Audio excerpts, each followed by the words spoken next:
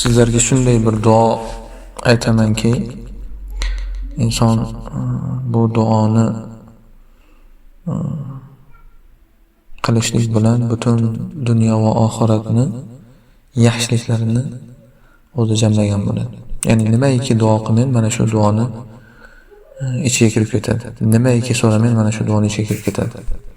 Har qanday duoyingiz mana shu duoni ichiga kirib ketadi. 5-6 ta kalimalardan iborat bo'lgan bu duo Rasululloh sallallohu alayhi vasallam qilganlar, sahobalarga ta'lim berganlar. Sahih hadis. Alayhissalatu vassalam aytadilarki, Allohumma ufirli warhamni wahdini wajburni wa'afini warzuqni warfa'ni. Allohim meni mag'firat qil, menga rahim qil, meni hidoyat qil, meni isloh qil, meni kamchiliklarimni tuzat. Wa'afini, menga ofiyat ber, meni rizqlantir va meni darajamni oliy qil.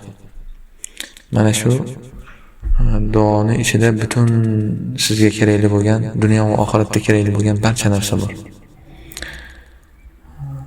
Alloh taolo o'zi muvaffaq qilsin.